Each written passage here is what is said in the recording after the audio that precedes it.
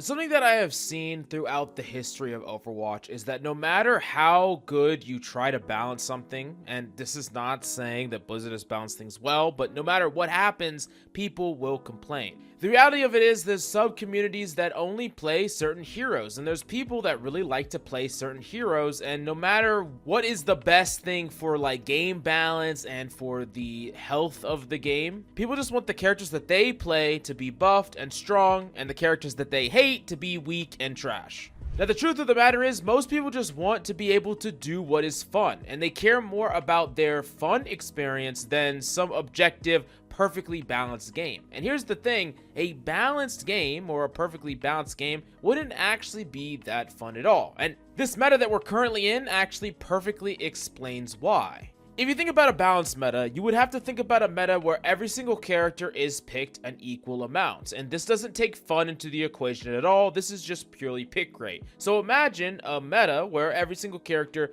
is picked about the exact same amount across the board.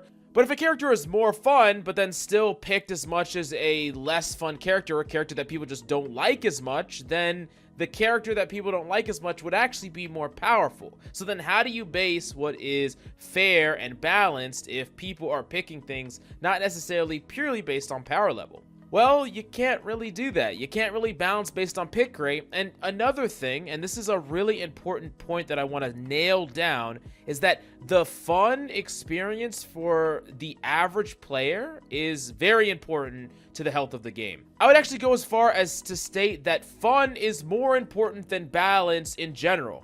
And the best way to think of it, like I said, is with this meta. So there are certain characters that most people would prefer are on the niche side. There are certain characters that it's better if they do not have the meta limelight. Characters like Torb, characters like Orisa, maybe characters like Bastion. And I'm not saying that these characters can't have their time in the sun, but it is important to understand that if the game becomes revolving around these characters and it affects everyone from every rank, then the fun or the experience of a lot of different types of players, whether it's tank players or whether it's certain other DPS players or maybe even support players, their experience can be heavily freaking affected. And it's more about the experience of the meta than it is the meta itself. It's not about trying to have every character represented and make sure that every character is strong and powerful within the meta, because not only do I just not think that is possible, but I don't actually think that that is healthy. And it's important to understand that some characters create worse metas than other characters, and this is just true straight up. Not all metas are equal, and we need to stop pretending like they are. And back in Overwatch 1, this was a common thing where like the double shield meta was a really terrible meta overall, and you either had people that were indifferent to the meta or just absolutely hated it. And what I would argue is that balance should be pushing the meta towards things that is the least offensible to the most amount of people. The goal isn't trying to make this perfectly balanced game. The goal is to try to make a very enjoyable game for so many different people. And the way you do this is not necessarily by buffing everyone's character, because you just can't do that, right? But what you do is you make sure that the characters that people generally dislike across the board, the abilities that people dislike across the board, are kept to a minimum or not meta. One thing that you can also do is make it so that it doesn't affect a mass amount of people. So like as an example, Tracer is a character that has historically been one of the most powerful characters in the game and has been that way for a very, very long time, but it's not a character that people have a lot of problems with, and that's not a character that people are very frustrated with, primarily due to the fact that she has a very high skill floor and a very high skill ceiling. So it's hard to access all the value that she can bring.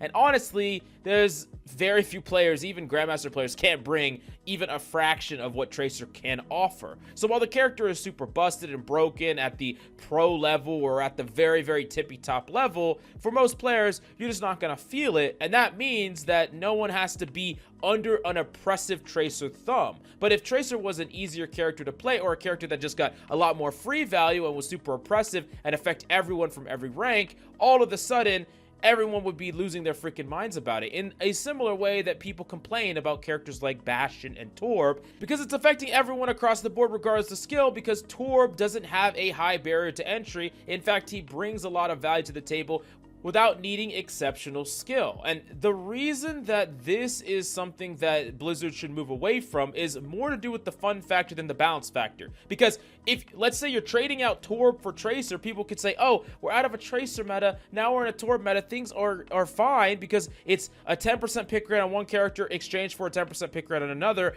It's still balanced, it's just a different character. But these character metas are not the same. And like I said, they can't be treated as the same. And how you need to think about it is, let's say because a Torb is stronger. Let's say it's a lot stronger. Just hypothetically, I'm not talking about this meta, just in a hypothetical meta, Torb is super busted to the point where he's just the strongest character to play.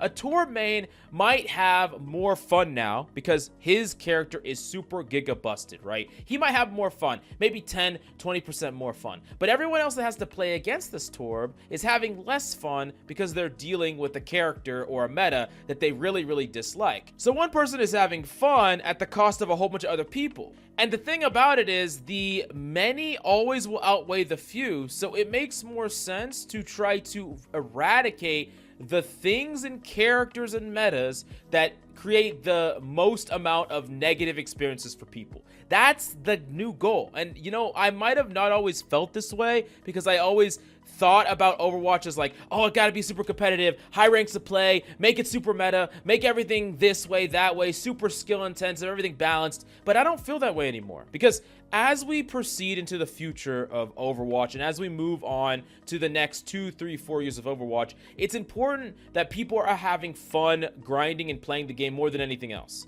And the thing about it, we're seeing a lot of 5v5 versus 6v6 debates right now, like more than we've ever have, where people are really kind of nostalgic for the 6v6, and they're really complaining about 5v5 more now than they have ever. And the reason is because people are not having fun right now. People are not having fun in this meta. And it's super important that Blizzard learns from their past mistakes and doesn't keep us in unfun metas for too long.